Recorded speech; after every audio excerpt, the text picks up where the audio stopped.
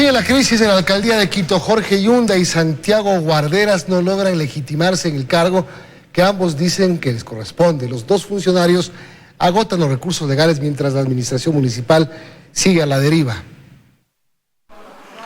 Sigue en el despacho de la alcaldía de Quito y dice que no deja el cargo hasta agotar todos los recursos legales que sus abogados le recomiendan para esquivar la remoción resuelta por el Consejo Metropolitano. Jorge Yunda insta al vicealcalde Santiago Guarderas a que vaya y despache desde aquí, si dice ser el nuevo alcalde. Bueno, ¿y por qué no está aquí entonces el señor vicealcalde?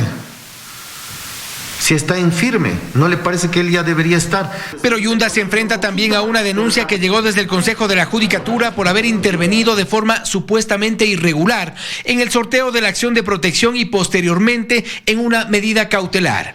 La primera la ingresó como un supuesto caso de violencia contra la mujer. Mire, yo no soy abogado, Fausto. Yo lo que hago es firmar lo que el abogado me dice. Puestas que usted pide. ¿No vio que decía violencia? Claro, el documento leo yo en el que me dice mi abogado que estoy usando un recurso que me permite la Constitución y la ley y firmo. Yo no conozco los temas jurídicos al respecto, no soy abogado. La medida cautelar, que también lo sostiene en el cargo, la ingresó como un caso de pago de honorarios de abogado. Dice que esto ya es cosa de sus abogados. ¿Qué opina? Yo no le puedo dar respuesta de los documentos jurídicos. ¿Una explicación a sus abogados? ¿Le hicieron firmar a usted? Yo, ¿qué le puedo decir, Fausto? A mí me hace firmar mi abogado para que yo pueda estampar. El doctor Marcelo Icaza es mi abogado. No obstante, tras escuchar esta declaración, su abogado Marcelo Icaza se comunicó con nuestro noticiero para desmentir a Yunda. Icaza dice que actuó después de sorteada la acción de protección y no más.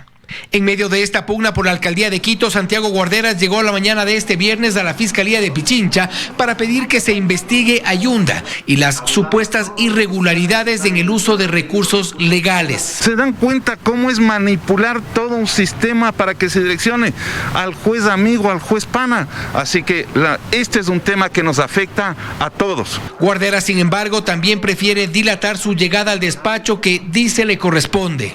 La remoción está completamente en firme. Usted no debería estar en el despacho. Estamos tomando justamente, como les dije el día de ayer, los recaudos legales para inmediatamente proceder. Hasta tanto, la alcaldía de Quito no parece de nadie.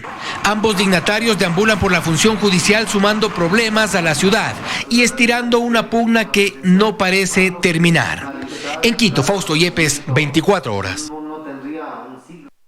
Y en ese mismo tema, la Fiscalía reportó esta tarde del allanamiento a las oficinas del juez Carlos Soto, funcionario que concedió las medidas cautelares en favor de Jorge Yunda tras el ingreso del pedido sin sorteo de por medio. Asimismo, se confirmó el allanamiento de las oficinas y domicilio de la jueza Belén Domínguez, logrando obtener como evidencia computadores y su teléfono celular. La Fiscalía investiga posibles irregularidades denunciadas por el Consejo de la Judicatura en el ingreso y concesión de los recursos legales que mantienen a Yunda en el cargo a pesar de la remoción que pesa en su contra. A partir del 1 de agosto entra en vigor la reducción de 667 partidas arancelarias correspondientes a 81 industrias. Una estrategia con la que el gobierno busca reducir costos de producción a nivel país.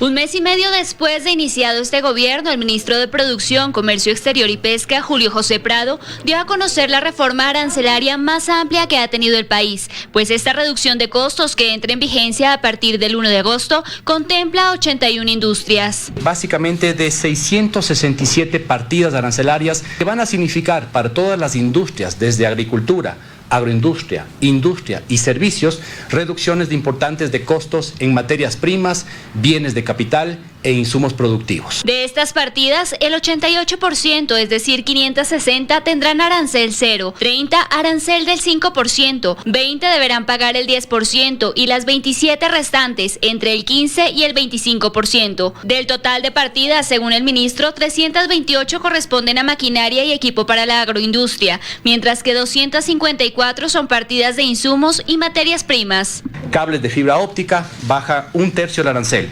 Unidades de memoria bajan a 0. Máquinas automáticas para el tratamiento y procesamiento de datos bajan a 0. Cámaras digitales y videocámaras pasan del 25% al 5% de arancel. Equipos de comunicación y computadoras, etcétera, bajan definitivamente todas ellas a 0% de arancel. Además, señaló que hay una rebaja considerable para repuestos de vehículos como bujías y discos de freno, también para los CKD o kits para ensamblar vehículos en el país. En términos económicos, esta reforma supone $180 millones de beneficio total para las industrias, con lo que se estima se podrán generar más de 560.000 empleos. Para David López de la Cámara de Comercio de Quito, este es un importante apoyo para el sector productivo y va en la vía correcta para mejorar las condiciones de las empresas. Muchos sectores industriales que estaban compitiendo en desigualdad de condiciones. Apunta a que a lo largo de la pandemia las pérdidas a nivel económico alcanzaron un monto de $28.000 millones en el 2020. El 40% lo asumió el sector comercial, por lo que esta reforma será un incentivo para que esta actividad se reactive en el corto plazo. En Quito, Daniela Valencia, 24 horas. El presidente Guillermo Lasso recibió la segunda dosis contra el COVID-19 en Guayaquil. Desde allí invitó a la ciudadanía a participar del proceso de inmunización, que a partir del lunes empieza una nueva fase del plan de inoculación para mayores de 16 años. Una vez más pasó por el mismo proceso que el resto de ciudadanos. Al mediodía de este viernes, Guillermo Lasso llegó al recinto de vacunación que le fue asignado, el Coliseo de la Facultad de Educación Física de la Universidad de Guayaquil. Personal del Ministerio de Salud le tomó la presión y luego lo condujo hacia una de las mesas instaladas para la inoculación. Le pusieron la segunda dosis de Pfizer. Su esposa, la primera dama, María de Lourdes Alcíbar, lo acompañó. Antes de esperar los 20 minutos posteriores a la inmunización, el presidente se dirigió a los medios de comunicación. Celebró el récord de más de 170.000 vacunados en un día que se alcanzó en Ecuador y precisó que hasta la fecha se ha vacunado a cerca de 5 millones de ecuatorianos. Invitó al resto de ciudadanos. Así como lo he hecho yo, espero que lo hagan todos ustedes en los próximos días, sobre todo cuando a partir del próximo lunes se empezarán a vacunar desde los 16 años de edad. Para cumplir con esta nueva etapa del plan de vacunación 900, la vacunación masiva, Lasso precisó que hay un importante stock de vacunas. Tenemos cerca de 4,5 millones de stock en vacunas, sin contar con las que nos llegarán hasta finales de mes. Así que el proceso avanza y lo que le pido al pueblo ecuatoriano es que ponga su hombro. Sin presentar ninguna reacción y con su certificado de vacunación en mano, el jefe de Estado se retiró del punto de inoculación. Ir cumpliendo con su agenda de trabajo. En horas de la tarde asistió a la presentación del Plan Móvil Adulto Mayor, que la ministra de Telecomunicaciones, Viana Maino, detalló. Brinda una reducción del 50% en los planes de telefonía e internet para ustedes, los adultos mayores. Entre los beneficios constan 200 minutos de voz para todas las operadoras fijas y móviles del país, llamadas ilimitadas a números de la misma operadora, 200 mensajes escritos, 5 gigas de navegación libre, 2 gigas para uso en plataformas colaborativas y megas libres para plataformas de mensajería instantánea como WhatsApp. Accederán los adultos mayores de este modo a servicios como telemedicina, teleeducación y otros beneficios con internet desde sus propios hogares. En su plan básico residencial de internet fijo también tendrá una rebaja de 50%. Hoy firmamos el decreto para aplicar este beneficio que consta en la ley orgánica de las personas adultas mayores, pero que lamentablemente no se cumplía. Los beneficiarios son 1.300.000 adultos mayores que viven en Ecuador. Luisa María Heredia, 24 horas. Inició la vacunación para el sector empresarial del país. Se estima que de forma inicial se logre vacunar a 15.000 personas y con ello se reactiven las actividades económicas de 103 empresas que están inscritas hasta el momento. El Centro de Exposiciones Quito se adecuó para desarrollar la jornada de vacunación del sector empresarial del país. Se trata del personal y las familias de quienes integran el Consejo de Cámaras y Asociaciones de la Producción, la Asociación de Empresas Automotrices del Ecuador y la Cámara de la Pequeña y Mediana Empresa. En este primer día se estima vacunar a 1.000 personas. Tenemos en lista para poder recibir vacunas de parte del Gobierno Nacional 7.000 personas registradas. Es un proceso que todavía está en marcha. Así es que va a ser posiblemente algo superior a las 15.000 personas. En este punto, ubicado en el norte de la capital, existen 8 brigadas de inoculación, cada una con 3 vacunadores. El proceso por persona no tarda más de 10 minutos. Muy aliviado, porque yo voy presencial a la oficina, así que sí me preocupa un poco. Ayuda mucho para mi familia, para los clientes mismos. Yo creo que va a ayudar muchísimo para todo el tema de la reactivación económica. Con este proceso se espera reactivar reactivar la economía y que las empresas retornen de forma más segura a sus actividades presenciales. Según el vicepresidente de la Cámara de la Pequeña y Mediana Empresa de Pichincha, Héctor Mantilla, a lo largo de la pandemia de un 10 a un 15% de las empresas tuvieron que cerrar. Y en algunos sectores, como por ejemplo el sector textil, llega casi al 25-30%. Eso es una pérdida económica y una pérdida muy notable que hay que considerar y reactivar. Tuvimos alrededor de 250,000 personas que tuvieron que desvincularse de distintas empresas. El sector automotriz, por ejemplo, alcanza una contracción de un 35% en ventas. Y esperamos que este año, si bien no vamos a llegar a niveles del año 2019, tengamos un proceso paulatino de recuperación. En Quito, Daniela Valencia, 24 horas. Y 300.000 transportistas serán vacunados a partir del 12 de julio. Según explicó la ministra de Salud, podrán acercarse a los puntos fijos de vacunación y presentar su licencia de conducir profesional o una credencial para ser inoculados. Belén Merizalde informa. La vacunación para el sector de la transportación se adelantó, así lo confirmó la mañana de este viernes el ministro de esa cartera, Marcelo Cabrera. Indicó que el gobierno tenía previsto inocular a los transportistas a partir del 19 de julio. Sin embargo, decidieron priorizarlos. Hemos podido adelantar la vacunación de los compañeros transportistas a partir del día lunes, en un número cuando menos de 300.000 transportistas a nivel del país. Con esto quiero yo mencionar que al estar expuestos los señores transportistas y al estar en contacto con diferentes sectores de la población, cumpliendo su labor, definitivamente creemos que va a ser un gran avance en esta lucha que el país ha emprendido contra el COVID. Según la ministra de Salud, Jimena Garzón, los transportistas deberán acudir únicamente con su cédula o con un carnet que valide que pertenecen a este gremio a cualquiera de los puntos fijos de vacunación que se encuentran en todas las ciudades. En los centros masivos de vacunación que nosotros estamos estableciendo en todo el país podrán acercarse igualmente los familiares y las personas que tienen influencia por parte de este sector. La ministra sostiene que en este momento el país ya cuenta con las dosis necesarias para cumplir con el plan 900. Los puntos de vacunación municipal lucen llenos de ciudadanos que esperan poder recibir su primera dosis de la vacuna. Solo en la explanada de Mucho Lote, al norte de Guayaquil, se inmunizó a más de 2.000 personas. Este ha sido el panorama durante la última semana en los 4 puntos de vacunación municipal.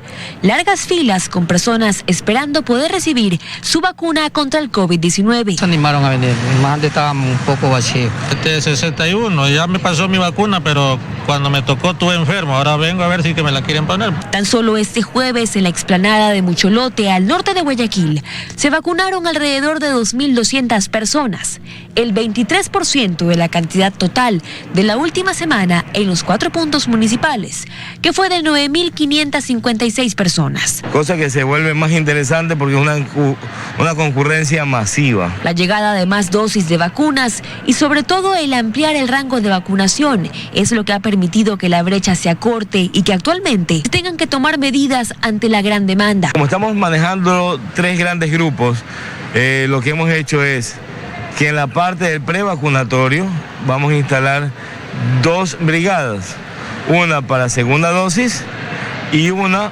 para sectores estratégicos con listado. Con la implementación de más puntos de vacunación, universidades que arriman el hombro para comenzar a inocular a alumnos y exalumnos, así como también puntos de vacunación express, es como avanza el proceso de vacunación de cara a lo que será la fase 3. La vacunación masiva para personas de entre 48 y 16 años de edad, que empezará este 12 de julio. Valery Villalba, 24 horas. El COE Nacional dispuso nuevos requisitos para el ingreso de extranjeros al Ecuador, ya sea vía aérea o marítima. Además, exhortó a los COEs cantonales a mantener el aforo del 50% en todas aquellas actividades que se realicen en sitios cerrados. El COE Nacional en pleno emitió una resolución con nuevos requisitos para quienes ingresen al Ecuador. Esto, dicen, busca reducir las posibilidades de que la variante Delta llegue al país. Lo que nosotros solicitamos fue primero que ya no se utilicen pruebas de antígeno, sino solamente pruebas de PCR. En aquellos países donde se está vacunando, pues el viajero podrá venir con su carnet de vacunación completo, con el esquema completo de vacunación y prueba PCR. Esta resolución va a entrar en vigencia a partir de las 23 horas 59 minutos del 15 de julio. Y si los viajeros llegan de India o Brasil, además de todos esos requisitos, deberán hacer un aislamiento de 10 días. Si son residentes o nacionales, lo hacen en sus domicilios. Y si son otro tipo de viajeros, lo pueden hacer en los hoteles que están acreditados por el Ministerio de Turismo y por el Ministerio de Salud. Cada 15 días las autoridades analizarán qué países podrían entrar en estas restricciones. Además, exhortaron a los COEs cantonales que mantengan los aforos del 50% en todas aquellas actividades que se realicen en lugares cerrados. Los GAT tienen que estar alineados a la política sanitaria. Por lo tanto, los aforos deben ir conforme al pedido que hace, obviamente, la Autoridad de Salud. No queremos volver a tomar medidas estrictas. Las medidas, dijo Garzón, solo se relajarán cuando al menos un 80% de la población esté vacunada, y eso podría ocurrir a fines de este año. Estiman además que en las próximas semanas se podrían inocular a 250,000 personas por día. En Quito, Belén Merizalde, 24 horas. Fiscalía y Contraloría investigan una presunta destrucción de documentos evidenciada en el marco de la fusión entre Petroecuador y Petroamazonas. Se ha pedido explicaciones al ex prosecretario del directorio de Petroamazonas, que hoy asesora al ministro de Energía. El pasado 5 de julio, la Contraloría General del Estado envió este requerimiento de información a Juan Carlos Escobar Vallejo, ex asesor de la Gerencia General de Petroamazonas, empresa pública en la que también ha sido jefe legal, prosecretario, entre otros cargos. Escobar es funcionario de carrera y ha trabajado en la estatal desde 2014. Contraloría le solicita proporcionar los documentos de respaldo que evidencien que la documentación pasiva del directorio de Petroamazonas se remitió al Archivo General o fue transferida a Petroecuador durante el proceso de fusión. Por su parte, Fiscalía lo citó para este viernes a rendir una versión voluntaria, pues se investiga una presunta destrucción de registros. Y es que no hay respaldos de las actas del directorio de Petroamazonas entre 2008 y 2016. En este tipo de documentos se deja constancia de la aprobación de presupuestos, de los informes trimestrales, de los planes de inversión y de procesos de negociación. Información cuyo paradero es incierto. Hoy Juan Carlos Escobar Vallejo asesora al ministro de Energía, Juan Carlos Bermeo, quien fue gerente de Petroamazonas. Es un actor más del proceso, no tiene nada que ver con la destrucción misma de los documentos, que eso fue motivo de otro análisis. Escobar, con quien nos comunicamos vía telefónica, pues prefiere no dar entrevistas. Asegura que solo puede responder por sus acciones como prosecretario del directorio de Petroamazonas, cargo que ocupó entre abril y diciembre de 2020. Las actas desaparecidas corresponden al periodo 2008-2016, pero el hallazgo, admite, fue hecho en enero de 2021. Y esperemos que la justicia actúe y que sea el resultado que tenga que ser. Pero este es apenas uno de los temas que se deben investigar en el sector petrolero, dice el abogado Eduardo Carminiani, pues asegura, no son pocos los procesos por corrupción que se afrontan dentro y fuera del país. Hay que comenzar a corregir desde la cabeza y luego entrar a depurar los mandos medios. Es en los mandos medios en donde se cocina todo el sistema corrupto de contratación. Desde el Ministerio de Energía se plantean algunas acciones. La selección y la contratación de los gerentes de alto nivel de la empresa estatal sea hecha por una consultora internacional o nacional, habrá que mirar las posibilidades de selección de personal. Ese debe ser el punto de partida, dice Carminiani, si se quiere en serio dar un giro de timón en el manejo petrolero. Lo que no es posible es repetir historias recientes. El presidente Lasso intenta corregir y hay que ir decantando. En Guayaquil, Carlos Acoto, 24 horas. En los próximos días se dará a conocer desde el gobierno un plan para solucionar la crisis carcelaria en el país. Según el funcionario de prisiones del Mundo Moncayo, uno de los temas principales a resolver es el hacinamiento, que alcanza el 29,79%.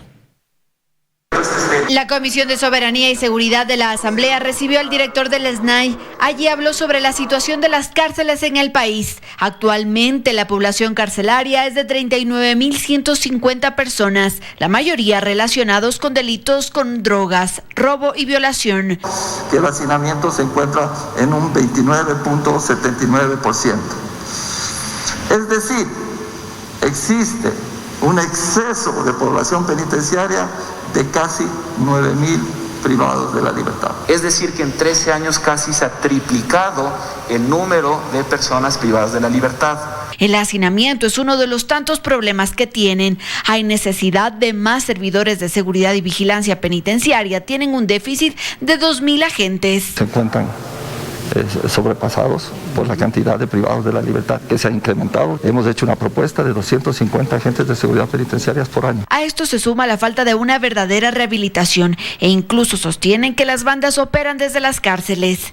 Las falencias en el sistema de rehabilitación social reflejan a un producto de fallas estructurales del Sistema Nacional de Rehabilitación Social. En lo que va del 2021 se han registrado 98 homicidios intencionales y 6 motines. Hay incidentes, hay riñas, hay recapturas, hay motines, hay intentos de fuga, hay muertes violentas. Por eso es muy importante que las requisas y los operativos y los controles de acceso se mantengan y alguna tecnología que también debería implementarse.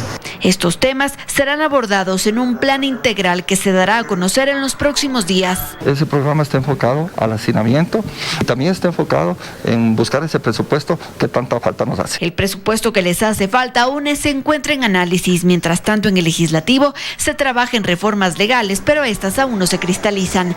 En Quito, Andrea Samaniego, 24 horas.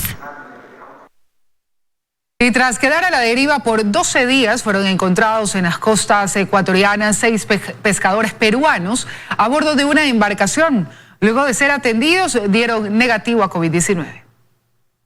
Roger Fiestas, de 44 años, Luis Domínguez, de 28, Henry Seminario, de 26, junto a John Peña, Anderson Juárez y Edison Silopuc, de 18 años, son los 6 ciudadanos peruanos que por 12 días estuvieron a la deriva en alta mar. Esto luego de que la embarcación en la que se transportaban sufriera daños, quedando incomunicados y sin poder navegar. Ya estábamos angustiados, desesperados.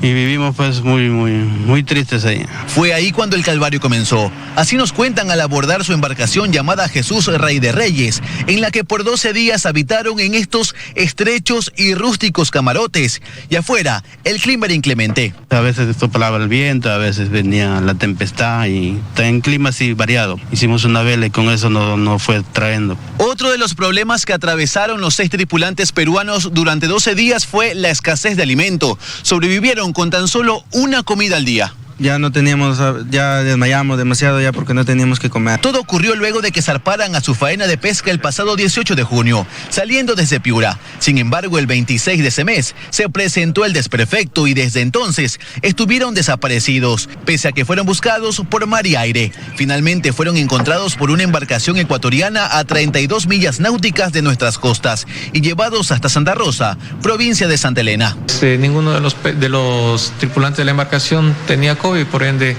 se procedió ya con la inspección de la embarcación como tal y en este caso ellos procedieron ya a bajar para poder arreglar sus baterías, reabastecerse de víveres para poder retornar a su país. Rezar para no perder la esperanza fue vital, indican los 6 tripulantes.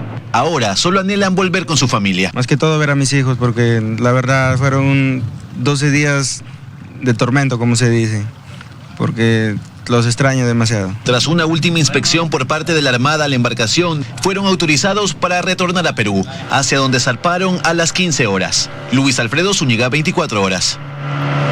Más de 7 horas duró el rescate y liberación de una cría de ballena jorobada en Anconcito, en Santa Elena. 26 personas fueron necesarias para atender este rescate. El Ministerio del Ambiente señaló que se aplicó el protocolo de atención a especies marinas, por lo que se realizó una revisión que determinó que el cetáceo tenía pequeñas laceraciones en sus aletas. La institución informó que las posibilidades de supervivencia del animal sin su madre son muy pocas. Aunque las mesas lucen vacías, los dueños de este restaurante ubicado en el norte de Quito tienen esperanza de que vendrán días mejores, sobre todo cuando las medidas de a poco se flexibilizan. Bueno, para nosotros mucho mejor porque pasamos tiempos difíciles y para las familias y nuestros clientes que venían acá es un tiempo difícil también. Este establecimiento tiene una capacidad para atender a 130 personas. Estaban recibiendo solo 50, así lo disponía el COE cantonal desde el inicio de la pandemia. Pero desde el lunes pasado podrán atender a 70 personas. Nosotros siquiera bajamos el 70% de nuestras ventas, cayeron. Entonces, pero ahora las estamos recuperando poco a poco y esperamos que vengan mejores días. Los gimnasios también podrán recibir al 50% de sus usuarios. Antes estábamos con 30% de aforo, para nosotros representaba 30 personas en cada horario. Ahora tomamos de buena manera la parte de que subieron al 50% del aforo.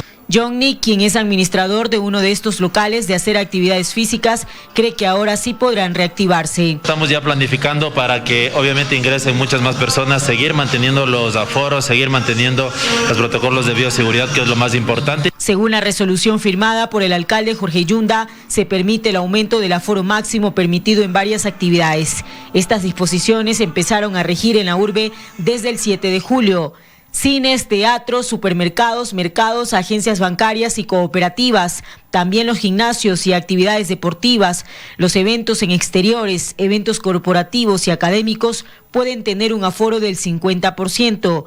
Los centros comerciales del 65%, los restaurantes del 70%. Desde el sector hotelero también califican de positiva estas medidas. Las condiciones son distintas y necesitamos poder atender un mayor número de personas porque ya pues, afortunadamente van cambiando las circunstancias y ya hay un número muy importante de personas vacunadas. Desde el área de cuidados intensivos del Hospital Eugenio Espejo, el doctor Manuel Gibaja dice no estar de acuerdo con el relajamiento de esas medidas, pues las consecuencias ya se notan con el incremento de casos. La última semana igual aproximadamente hemos vuelto a tener a pacientes que esperan por una cama de cuidado intensivo. Es una equivocación que se haya dado el mensaje de que la situación estuviera altamente controlada y no es así.